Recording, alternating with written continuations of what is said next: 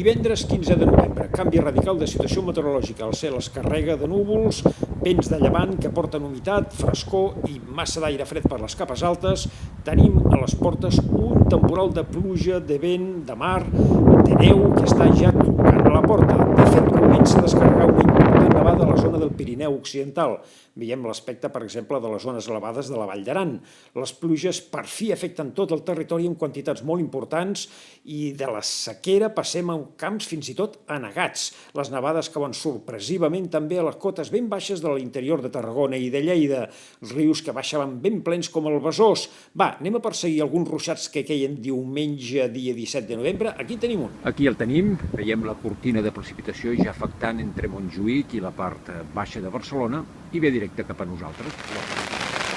Aquí enfocant cap al nord, cap al nord-est, i aquí tenim el ruixat. De fet, la ciutat de Barcelona no es veu sota la cortina d'aigua i la pluja que es va intensificar. El ruixat s'intensifica.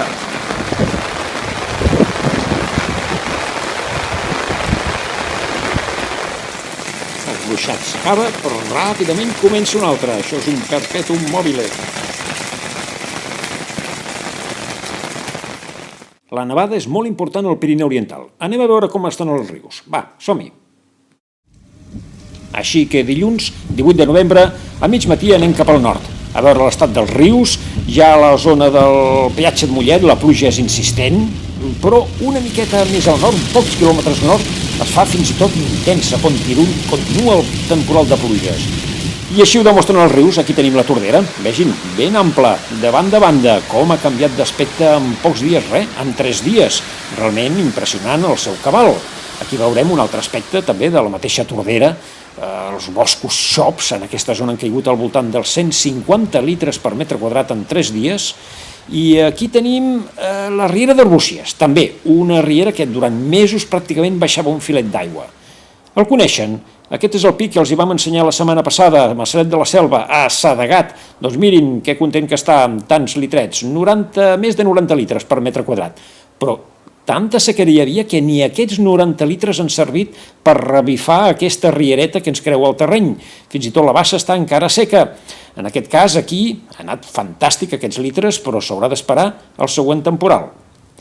La foguera, que bé que va, després de tanta pluja, tanta humitat i fred, però és hora de tornar. I tornem a Barcelona, amb pluja, Déu-n'hi-do, però ja té les hores comptades.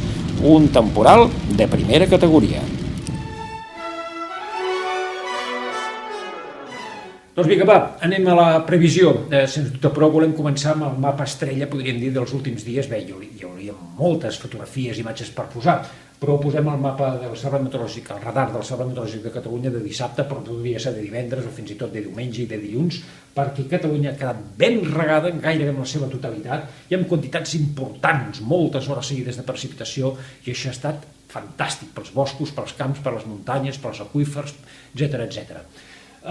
Bé, tot això és història. Ara tornem a tenir ja vents del nord, eixuts i sobretot freds. Vegin, aquest és el mapa previst per demà, cap al matí, amb l'anticicló allargassat que des de les Illes Britàniques unint-se cap a aquest de Groenlàndia, molt potent, de més de 1.044 mil·libars, i el corrent d'aire fred que alimenta aquesta baixa, que anant cap a la zona d'Itàlia, i injectant aire molt fred. A més, a les capes mitges, més o menys cap a uns 5.500 metres d'alçada, tindrem entre 30 i 35 graus sota zero, que són valors molt baixos i que per ser finals de novembre ja es donen, però no és massa habitual.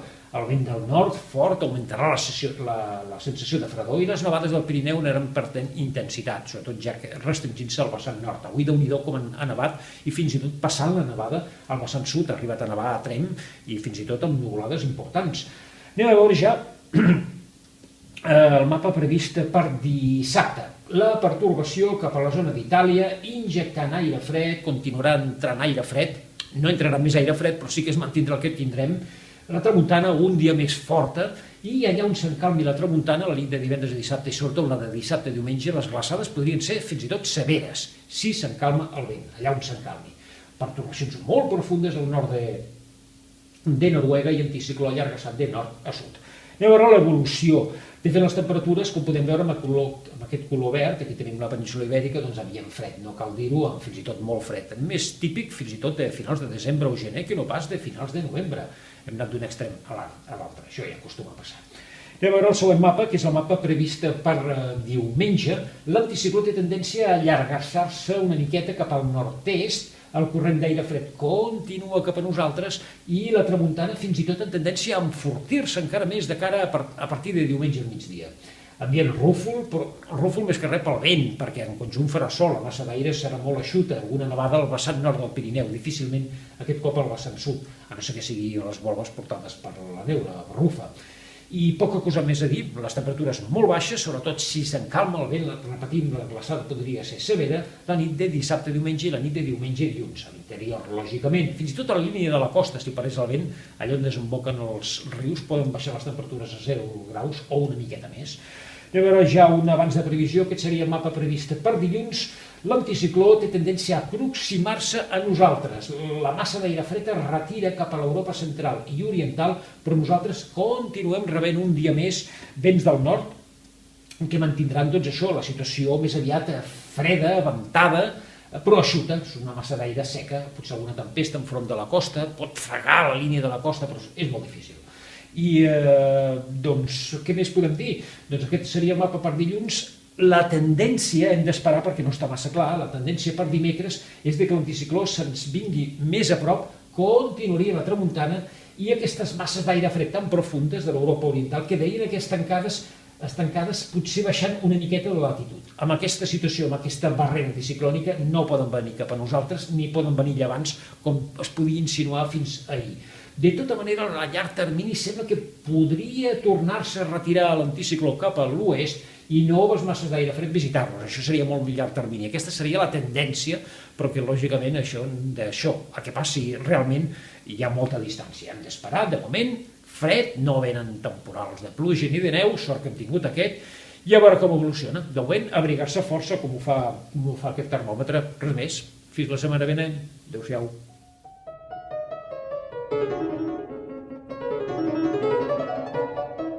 Acabem i ho fem com sempre amb les vostres imatges, anem a gaudir-les, avui acompanyats de la música de Félix Mendelssohn Bartholdy, compositor de la primera meitat del segle XIX. Escoltarem res al principi del segon moviment de la sinfonia número 3 escocesa. Res més, ja ho sabeu, dijous vinent, més meteo, perquè tota la meteo està a pico.cat. Adéu-siau.